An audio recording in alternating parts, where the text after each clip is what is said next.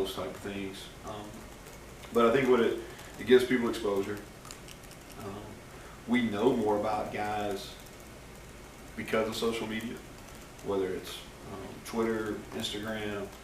I stay away from Snapchat. That's kind of their domain. You know what I mean? Like I stay away from that. But I haven't gotten to the TikTok. I guess I need to kind of educate myself on that. I'm sure. Hertzl over on his birthday, you can get on TikTok. Oh yes. But I think here's what I think it's. There's huge benefits of it. There's some negative aspects of it, but from an educator, like we have more information on the student athletes because of it. The video access is changed dramatically, you know, because basically like a 22 kid could post his highlights on social media and myself or our assistant coach or one of our recruit people would see it, and that normally would be the case unless you were in high school and you asked the high school coach, hey, tell me about your younger guys, and they say, well, here I've got a 22 prospect, and then you go back and you get on huddle. Now there it is out there and you can see it. You know, no different than some of these guys are making a living recruiting in here. Neal, when it comes to chatter among the coaches or talking with some of the players about maybe coming out early or just going pro in general, has that conversation changed much with some of these alternative leagues to the NFL starting to pop up like the XFL? I think it's too early to tell. Yeah.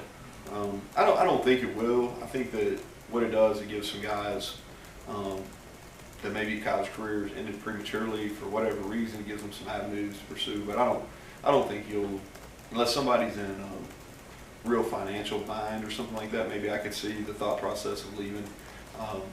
I haven't had any of those discussions with guys yet. Like my one rule of the head coach is I'm never surprised. So like I wouldn't be surprised if we had to have some of those, but I don't foresee it being an issue right now. Was there a lesson to take from this season for you? Nah, you know, I think there's all kinds of lessons. Really, I think I think the league's changed. Gary Patterson and I were talking about it before the game. I think the league's changed.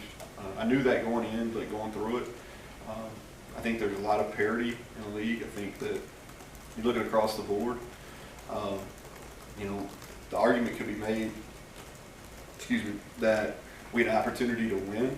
Now the games we won, we had an opportunity to lose too. I mean, I'm not blind, but we were in every game with the exception of one in the fourth quarter in the Big 12. I think the level of coaching in all three phases is really, I think there's improvements, especially defensively, special teams from when I was in the league before. I think that where you play everybody and you play 9 in a row, that's a grind, you know. And I'm not sure that any of the other leagues, and I'm not trying to demean any of the other leagues. I'm just saying that's unique to our league. You play 9 in a row, you play everybody, and it's a difficult road. You know, your staff had kind of a weird split. Guys you coached with before, and guys you hadn't coached with before. I think 5 and 5, right? So yeah, 5 and 5. Guys you coached with me before? Yeah, right. I think came with you, and then and that's something I guess you never really were asked about or talked about, but you kind of blended that in. It's almost like a new team and an old team too.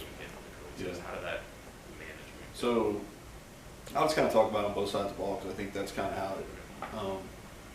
So if you look at it defensively, you had Vic and Pogue and Jordan, who had obviously spent the previous 3 years together. Jordan joined us in year 2 at Troy. And then Blake and Vic had a relationship, and then Jamal coming back, who has the ties to West Virginia. And I thought they did a really good job. I mean, I thought that Vic and Jamal worked well together in the secondary. I thought Jamal brought some new and unique perspective and ideas into that defensive room.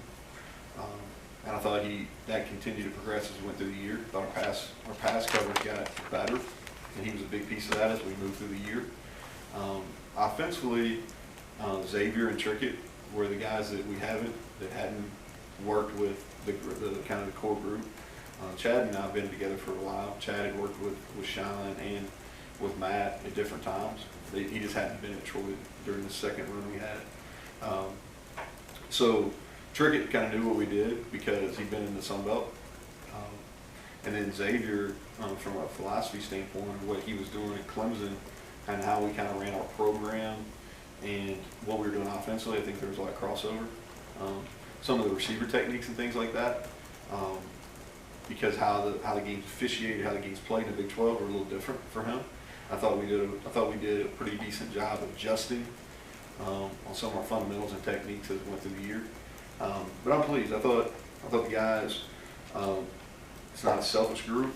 It's a group that has the betterment of the whole in mind. And so, you know, anytime you're putting a group together, there's always going to be some growth. You know, I think it'll be smoother in year 2 than it was in year 1. I think that's the case anytime. But pleased with those guys overall.